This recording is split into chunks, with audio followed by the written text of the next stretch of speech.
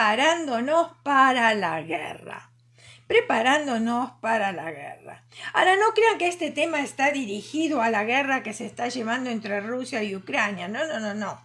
No vamos a estar hablando de eso porque ya estamos saturados en la noticia de escuchar todos los comentarios y de escuchar las malas noticias también, ¿verdad? Pero oremos para que Dios tenga misericordia. Hay caminos que al hombre le parecen derecho, pero su fin es camino de muerte.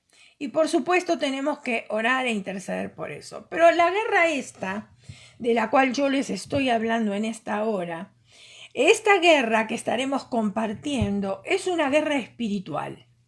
Y es nuestra responsabilidad conocerla perfectamente. Debemos conocer las poderosas fuerzas espirituales que asisten a los creyentes en la guerra. ¿Quién es nuestro capitán? ¿Verdad? ¿Qué nos dice nuestro capitán? ¿Cómo debemos de movernos? ¿Qué debemos de hacer?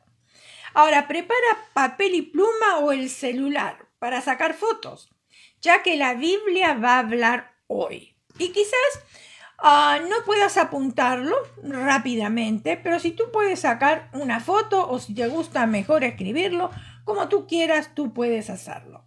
Entonces, dije que la Biblia va a hablar hoy y tenemos muchas citas para verificar el estudio. En el mundo natural, ningún soldado es enviado a la batalla sin recibir primero entrenamiento básico. Ahora, este entrenamiento prepara al soldado para entrar en la zona de batalla.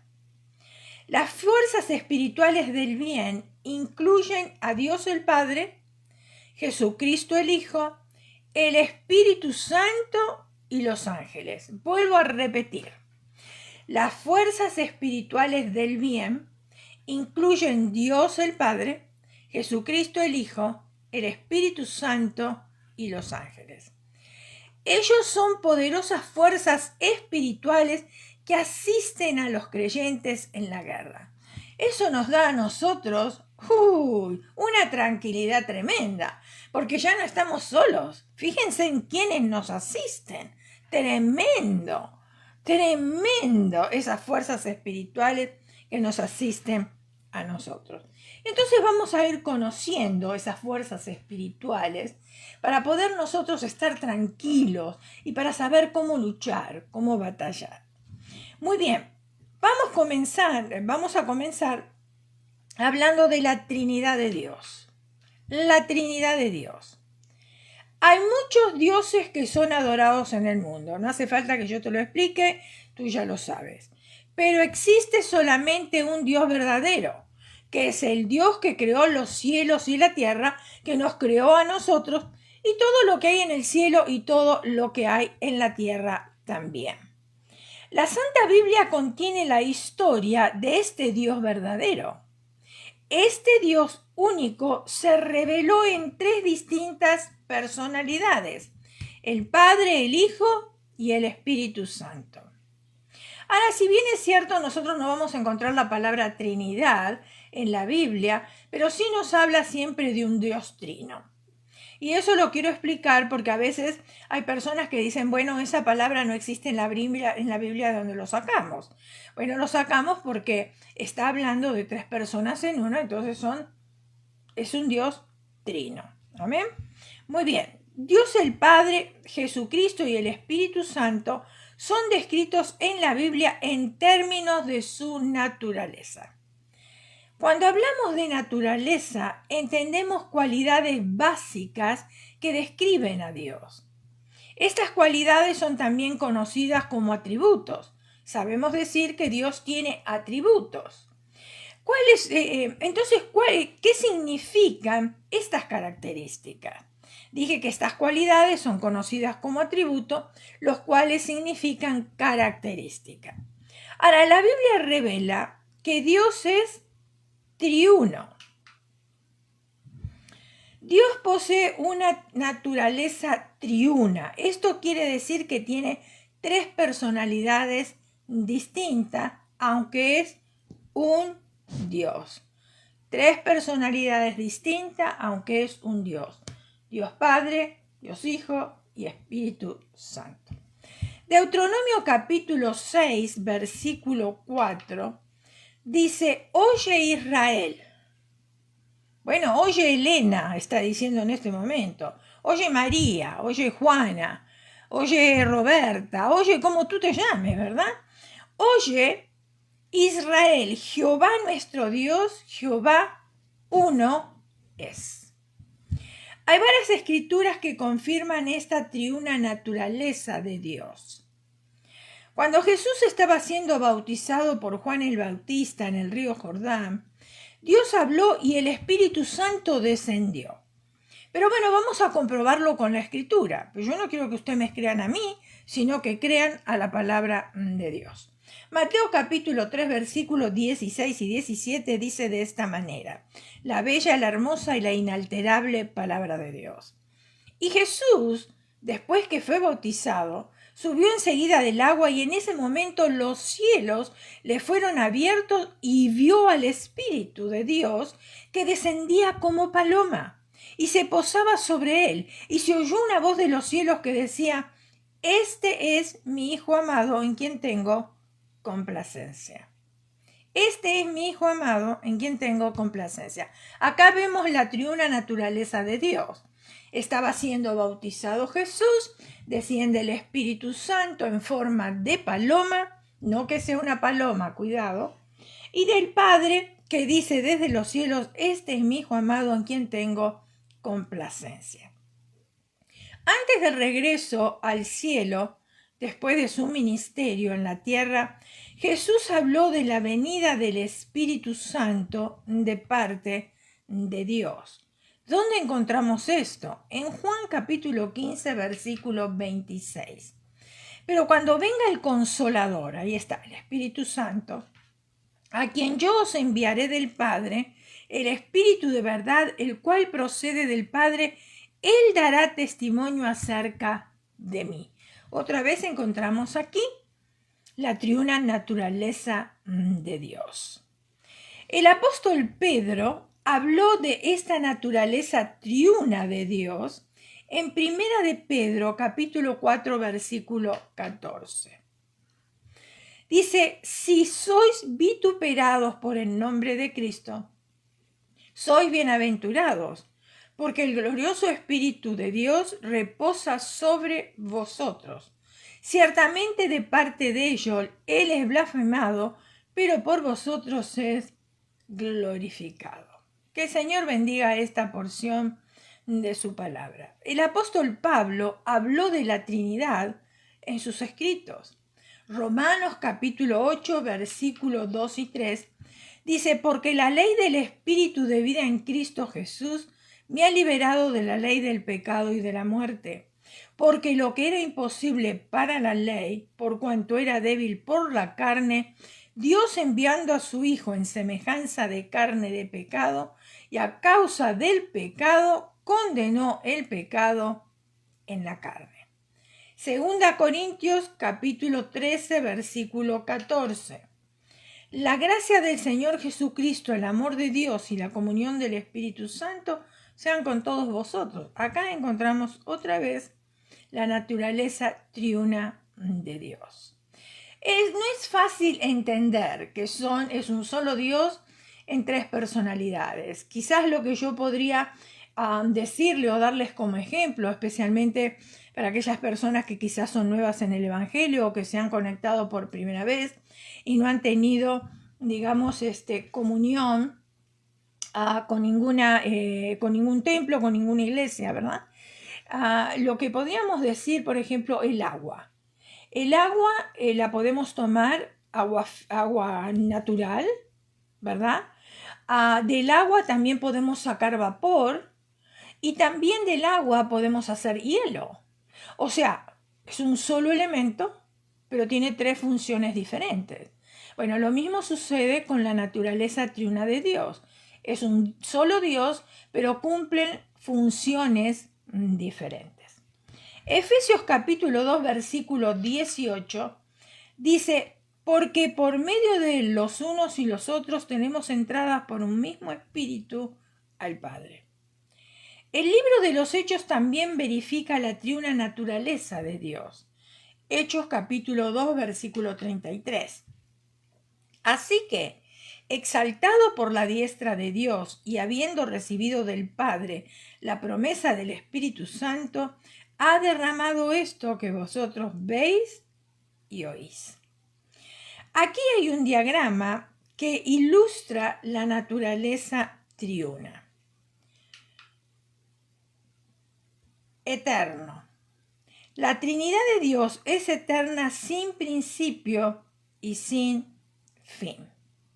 Salmos, capítulo 90, del 1 y 2, dice: Señor, tú nos has sido refugio de generación en generación. Antes que naciesen los montes y formases la tierra y el mundo, desde el siglo y hasta el siglo, tú eres Dios. Acuérdense en que nos estamos preparando para la guerra y tenemos que saber cuáles son las fuerzas espirituales que están a nuestro favor para tener nosotros una tranquilidad, una esperanza, ¿verdad? Una mejor visión de lo que nosotros necesitamos hacer y lo que necesitamos también decidir. Génesis capítulo 21, versículo 33. Y plantó Abraham un árbol tamarisco en Berseba e invocó allí el nombre de Jehová, Dios eterno. La naturaleza de Dios es mejor ilustrada por un círculo. Ahí lo vamos a ver.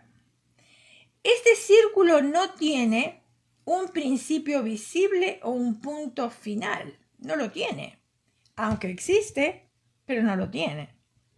La naturaleza eterna de Dios es: Dios es espíritu y esto significa que no tiene carne ni sangre, por lo tanto, invisible a los ojos naturales del hombre. No lo vemos, pero lo podemos sentir. Aquellos que le hemos entregado nuestra vida al Señor Jesús, por supuesto, no lo vemos, porque aún la Escritura dice que no verá hombre a Dios, ¿verdad? Pero sí lo podemos sentir. Juan capítulo 4, versículo 24. Dios es espíritu y los que le adoran en espíritu y en verdad, es necesario que le adoren. Por supuesto, el Espíritu Santo que está dentro de nosotros nos redarguye a nosotros. Dios nos formó seres adoradores. Por lo tanto, nosotros necesitamos, nuestro espíritu necesita entrar en adoración. Y por eso muchas veces, por ser seres adoradores, si no estamos bien nosotros guiados, podemos adorar cualquier cosa. Y aún así, estando bien guiados, también nos desviamos de la verdadera adoración y ponemos otras cosas en el lugar que le corresponde a Dios. Por ejemplo, por ser seres adoradores, si nosotros no sentimos satisfacción dentro de nuestro interior, porque no sabemos cómo distinguir la voz de Dios, lo que podemos hacer es comenzamos a adorar otras cosas. Hay personas que aman a Dios con todo su corazón, pero adoran su casa más que a Dios, o adoran a sus hijos más que a Dios, o adoran el automóvil más que a Dios, o adoran el dinero más que a Dios, o adoran la ropa más que a Dios, o adoran las vacaciones más que a Dios. ¿Me estás entendiendo, verdad? Ok. Muy bien. Ahora, Dios es soberano. Dios es soberano. Dios es el poder soberano, el más grande en todo el universo. Fuera de Él no hay otro. No hay otro. No te confundas, no te dejes engañar, porque fuera del verdadero Dios no hay otro. Hay muchos dioses por ahí afuera, pero ninguno pagó el precio que pagó Jesucristo, de ir a la cruz y morir por mis pecados, por tus pecados. Él prefirió dar su vida en la cruz del Calvario a nuestro favor. No hay otro Dios que hizo eso. Aparte, ningún otro Dios resucitó. Todos murieron. Los otros dioses que se predican por el mundo, Mahoma y tantos otros dioses, Todos murieron. Ninguno resucitó, ninguno le dio salvación. O sea que lamentablemente por ser seres adoradores, esas personas están adorando a alguien que no les oye, a alguien que realmente no concede las peticiones. No las concede. Y yo sé que quizás alguno que me está escuchando está diciendo, pero eso lo cree usted, pero yo cuando le oré se me concedió la petición. ¿Tú crees que vino de ese Dios que tú crees? ¿O realmente se manifestó el enemigo de nuestras almas para que tú sigas creyendo en un Dios equivocado? Tú puedes leer en tu casa, tienes una tarea ahí. Lee Efesios capítulo 1, todo el capítulo, y Romanos capítulo 9. Ahora, Dios no solamente es soberano, también es omnipresente. ¿Qué queremos decir con eso? Significa que Él está en todas partes al mismo tiempo. Él no necesita enviar a nadie. El enemigo de nuestras almas, el diablo, Él no es omnipresente. Él tiene que enviar sus ángeles para que hagan lo que Él les ordena. Sin embargo, nuestro Dios es omnipresente. Él está aquí y está en la China y está en Europa, que son tantas horas de diferencia que tenemos de un lugar a otro. Sin embargo, Él está presente allá y está presente acá también. Proverbios capítulo 15, versículo 3, dice, los ojos de Jehová están en todo lugar, mirando a los malos y a los buenos. Ay, ay, ay, mirando a los malos y a los buenos. Y si bien es cierto que todavía estamos en el tiempo de misericordia y el sol sale sobre los justos y los injustos, bueno, algún día cada uno de nosotros tenemos que rendir cuenta delante de la presencia de Dios. Los que hicimos el bien o los que obedecimos a Dios, ¿verdad? Él nos dirá, buen siervo y fiel, entra en el gozo de tu Señor. Pero aquellos que lo único que hicieron maldad aquí en la tierra, ¿tú crees que le va a decir buen siervo y fiel? No, todo lo contrario, tú sabes dónde va a ir. Hay dos lugares, un cielo y un infierno. Y tú y yo tenemos la responsabilidad en esta tierra ahora, mientras estemos vivos, de tomar la decisión dónde queremos nosotros ir. No hay un purgatorio, no habla la Biblia de purgatorio. Es un cielo y un infierno. Y tú y yo tenemos la responsabilidad de escoger. Nadie nos va a obligar, ni el mismo Dios nos va a obligar a que escojamos seguirle a Él. Lo tenemos que hacer por amor. Él ya hizo todo por nosotros. Ahora nosotros tenemos que responder a ese llamado de amor. ¿Queremos hacerlo o queremos seguir viviendo de la misma vida que estamos viviendo ahora? Pero después tendremos las consecuencias. Salmos capítulo 139, versículos 7 y 8, dice, ¿a dónde me iré de tu espíritu? ¿Y a dónde huiré de tu presencia? Mira, nosotros podemos hacernos un pozo en la tierra y podemos meternos ahí adentro y no nos podemos esconder de la presencia de Dios, porque Él sabe dónde está. Todas aquellas personas que murieron ahogadas, que murieron quemadas, Dios sabe dónde están. Las conoce a cada una porque fueron su creación.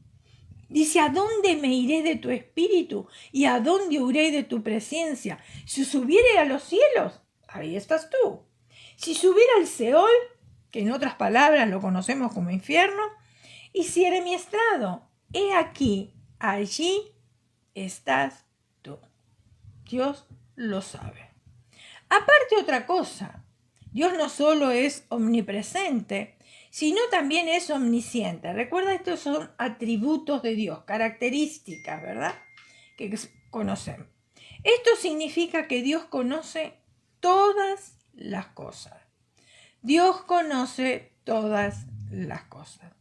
Salmo 139, versículo 4.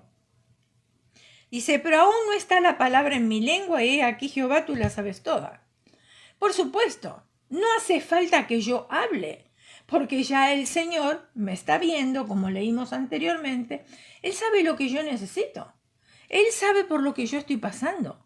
pero a Él le agrada que yo me acerque a Él, para que tenga comunión con Él a través de la oración. Y yo le diga, papá, necesito esto. Así como cuando nosotros vivíamos en la casa de nuestros padres y queríamos algo, nos acercábamos a ellos y les decíamos, necesito esto, quiero esto. Lo mismo tenemos que hacer con Dios. Y entonces Él nos dará la respuesta. Pero eso sí, ten paciencia, porque Dios contesta lo que a nosotros nos conviene.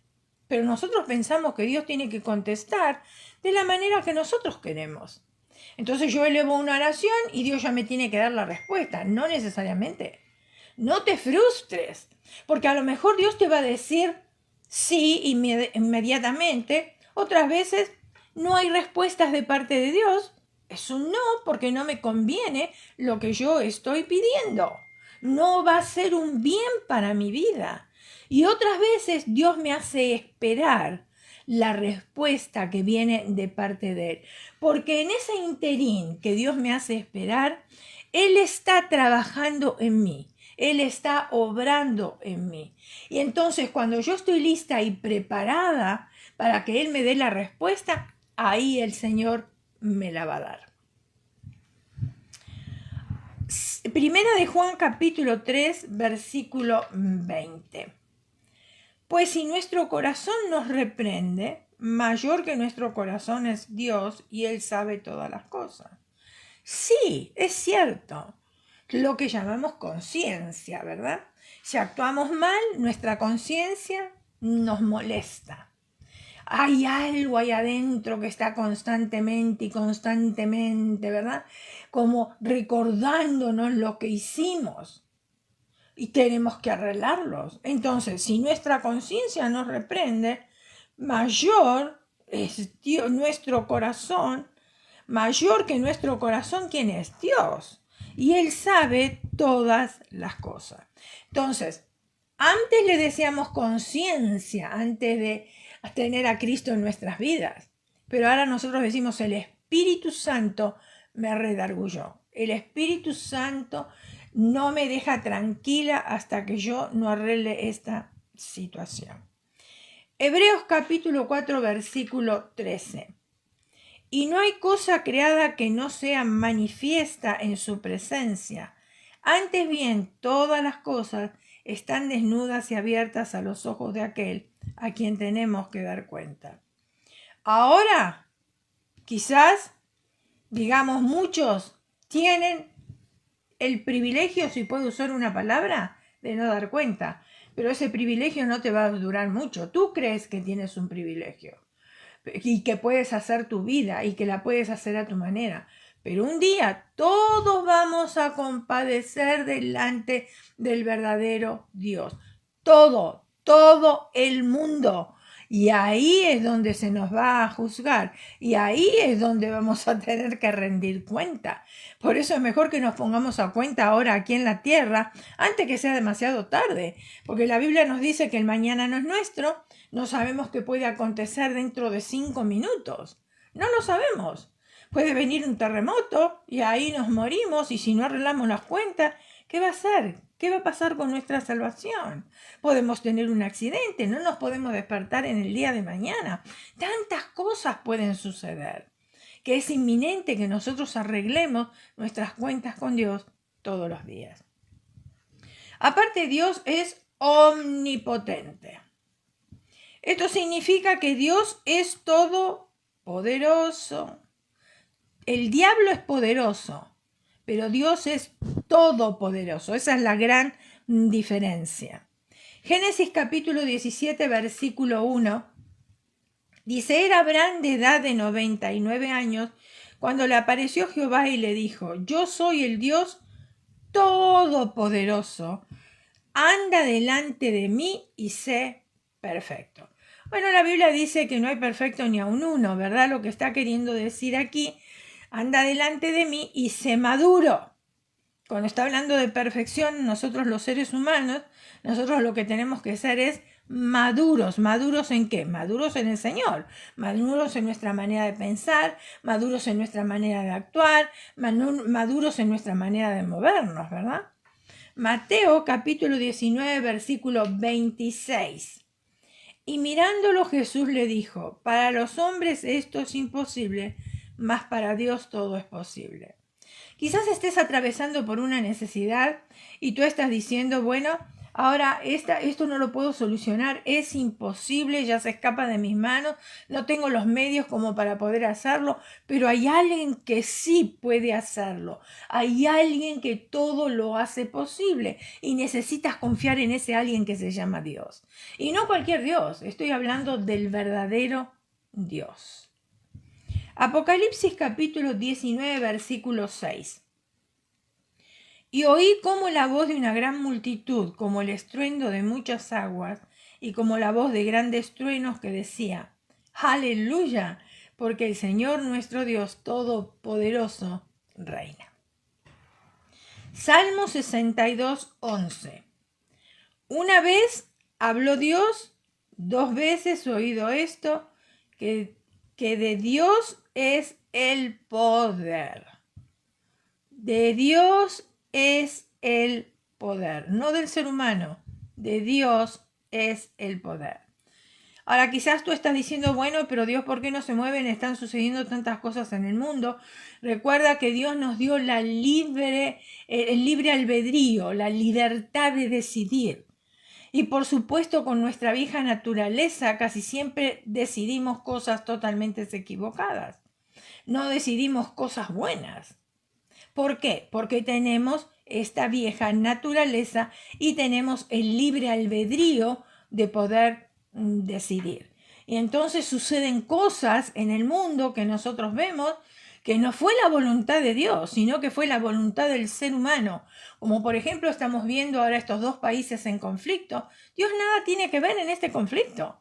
Pero hay 2 personas, especialmente una persona, que quiere el poder, que quiere conquistar territorio, que quiere hacer ver al mundo entero que es un país de poder para que infundir miedo al resto del mundo, terror al resto del mundo. Sin embargo, se olvidó esa persona de que hay un Dios, que es el Dios de poder. Y si Dios hace así solamente, destruye absolutamente todo. Dios tiene la tierra en sus manos. Si Él quita las manos, deja caer la tierra y todos nos morimos. Dios de poder. Y no abusemos de su misericordia, porque Dios es misericordioso, es lento para la ira y grande en misericordia. Y muchas veces los seres humanos nos confiamos que es lento para la ira, grande en misericordia, y seguimos tomando decisiones por nuestro libre albedrío, aún muchas veces conociendo la palabra de Dios y conociendo cuáles son los estatutos de Dios para nuestras vidas. Dios no cambia su persona, Dios no cambia su naturaleza, Dios no cambia su propósito, Dios no cambia sus planes. No, no los cambia. Y aunque muchas veces nosotros decimos, bueno, pero no estamos viendo nada, no estamos viendo ningún mover, no estamos viendo ninguna solución. Dios está obrando. Cuando Dios está en silencio, es porque Dios está trabajando. Malaquías capítulo 3, versículo 6. Porque yo Jehová no cambio. Por esto, hijos de Jacob, no habéis sido consumidos por la misericordia de Dios. Porque la verdad, tú y yo me pongo adelante, nosotros teníamos que haber sido consumidos en realidad. Pero por la misericordia de Dios es que no somos consumidos. Hebreos capítulo 13, versículo 8. Jesucristo es el mismo de ayer, de hoy y de por los siglos. Él no cambia. No. Por eso la palabra de Dios es inalterable. No se puede alterar la palabra de Dios. Ahí está escrito ni nada más ni nada menos que lo que nosotros necesitábamos saber. Entonces, no la podemos alterar. No le podemos quitar aquellas cosas que no nos gustan, ¿verdad? Aquello que nos disciplina, quisiéramos quitarlo, pero no podemos, pero tampoco le podemos agregar a la palabra de Dios. Dios es sin pecado y Él es absolutamente puro. Levíticos capítulo 19, versículo 2, dice: habla a toda la congregación de los hijos de Israel y diles: santo seréis, porque santo soy yo, Jehová, vuestro Dios.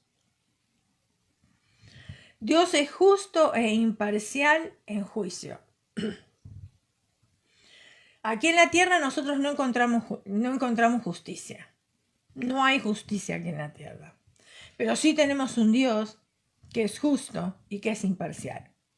Los jueces de esta tierra, cuando uno se presenta delante de cualquier juez, sea lo que sea el problema que uno haya tenido, en realidad no son justos.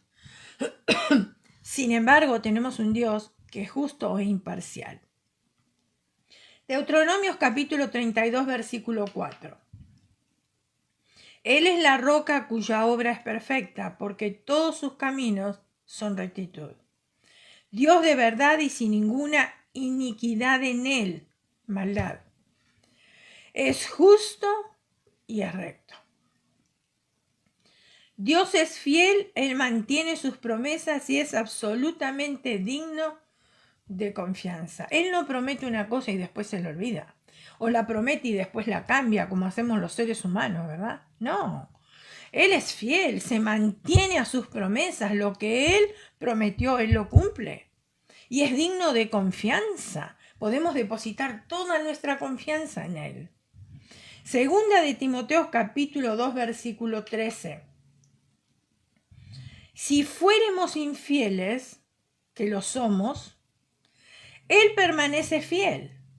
Él no puede negarse a sí mismo. Aunque nosotros seamos infieles, Él permanece fiel. Dios es bueno, amable y desea tu bien y desea mi bien. Él desea nuestro bien. Salmo 145, 9 dice: bueno es Jehová para con todos, y sus misericordias sobre todas sus obras. Tú quizás digas: bueno, pero yo estoy sirviendo al Señor, yo estoy amando al Señor, pero hay otras personas que no lo están haciendo y parecen como que son más bendecidas. Recuerda que de la misma manera que Dios te ama a ti, me ama a mí, ama a otras personas, aún cuando todavía no le han aceptado como Señor y Salvador. Porque la mente de Dios es totalmente diferente a nuestra mente, a nuestra manera de pensar. Él siempre ama a aquel que todavía no pasó a ser hijo, que es una creación nada más. ¿Por qué? Porque siempre le está llamando en amor para que un día pueda abrir su corazón y reconocerle a Él como Señor y Salvador. Dios muestra misericordia a la humanidad pecadora. Éxodo capítulo 34, versículos 6 y 7 dice: y pasando Jehová por delante de él, proclamó: Jehová, Jehová, fuerte, misericordioso y piadoso, tardo para la ira y grande en misericordia y en verdad.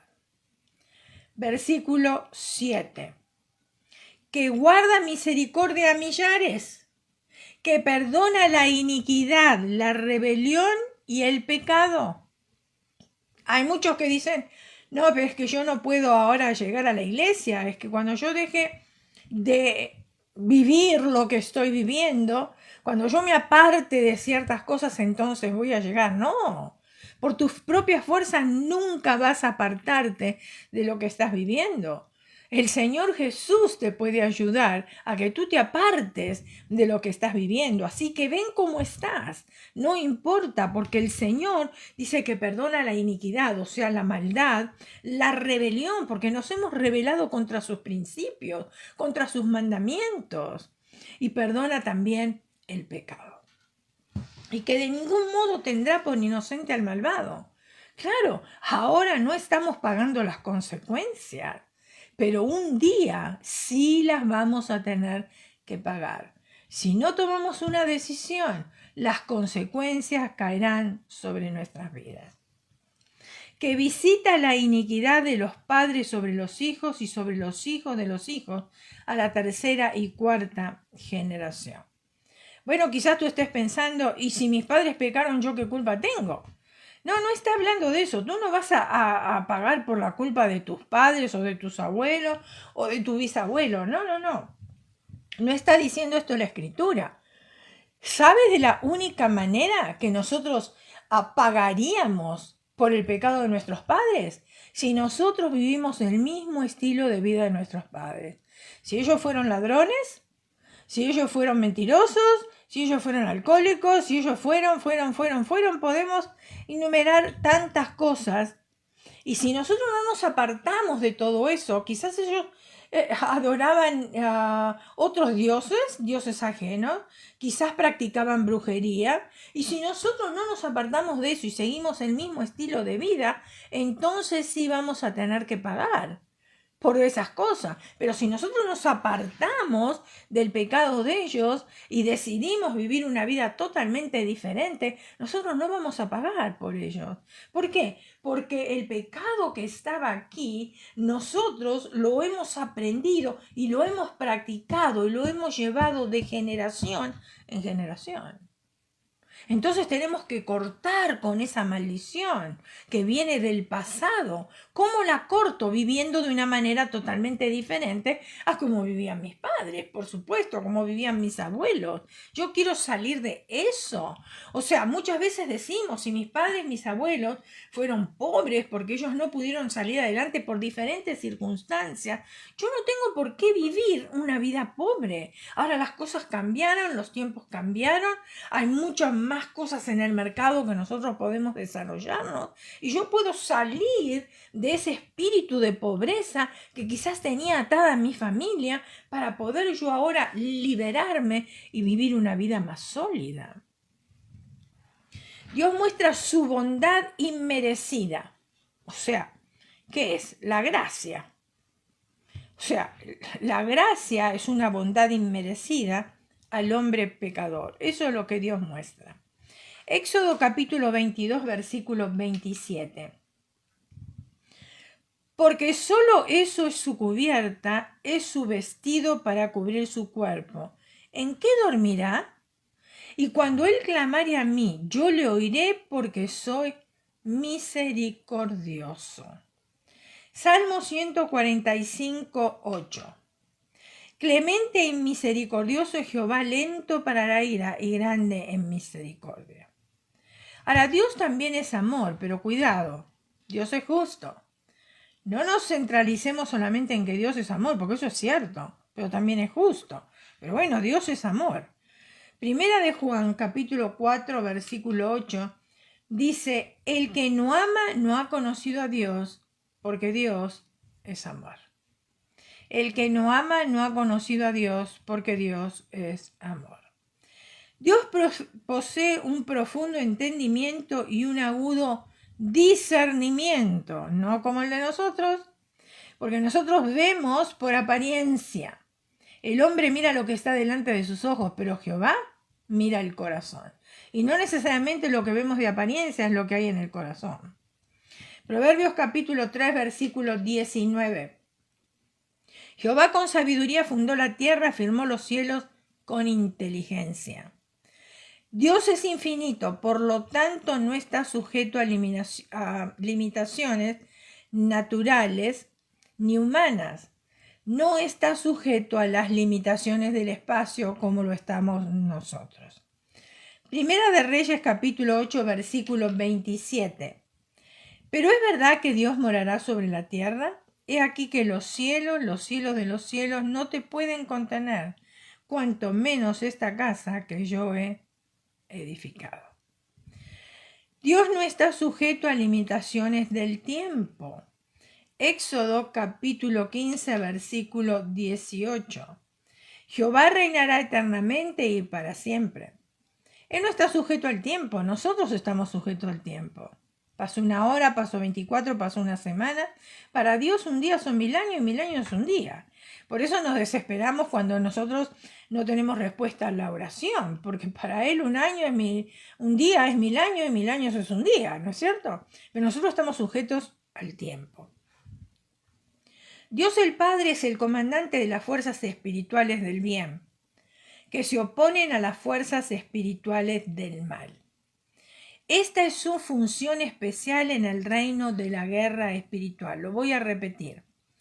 Dios el Padre es el comandante de las fuerzas espirituales del bien, que se oponen a las fuerzas espirituales del mal. Esta es su función especial en el reino de la guerra espiritual. Ahora, quizás muchos pregunten, ¿dónde está Dios? ¿Dónde está Dios? Dios es omnipresente, que significa que está en todas partes del universo. El trono de Dios está en un lugar llamado cielo, pero Él es omnipresente. Isaías capítulo 66, versículo 1. Jehová dijo así: el cielo es mi trono y la tierra estrado de mis pies. ¿Dónde está la casa que me habréis de edificar? ¿Y dónde el lugar de mi reposo? Mi mano hizo todas estas cosas y así todas estas cosas fueron, dice Jehová. Pero miraré a aquel que es pobre y humilde de espíritu y que tiembla a mi palabra. ¡Wow! Ahora tenemos nombres de Dios, que necesitamos conocerlos también. La Biblia nos da otros nombres para Dios que nos revelan su ministerio. Por ejemplo, acá les voy a poner algunos de los nombres para que ustedes sepan. Jehová. Cuando nosotros decimos Jehová, estamos diciendo Señor. Significa Señor. Jehová Rafa, lo hemos escuchado muchas veces en lugares de cristianos, ¿verdad? En lugares espirituales. El Señor que sana. Y ahí tienes tú la cita bíblica si lo quieres comprobar. Jehová Nisi, el Señor es nuestra bandera. Jehová Shalom, el Señor nuestra paz. Jehová Rafa, Jehová Ra, el Señor mi pastor. Jehová, esta es una palabra hebrea que yo no la sé pronunciar bien, pero bueno, la voy a pronunciar a ver cómo puedo. Sidkenu, que es el Señor nuestra justicia. Jehová Jireh, el Señor que provee. Jehová Shammah, el Señor está allí. Elohim significa Dios y es usado en donde quiera que esté presente el poder creador de Dios. También lo conocemos como Padre. Adonai significa Señor o amo. También Él es frecuente usado en combinación con otras palabras para Dios. Por ejemplo, El Shaddai, el Señor que es suficiente para las necesidades de su pueblo. El Olam, el Dios eterno. El Elión, el más alto Dios que es exaltado por encima de los llamados dioses. Yahvé, en el idioma hebreo, que es en el Antiguo Testamento, se escribió Yahvé, significa Dios.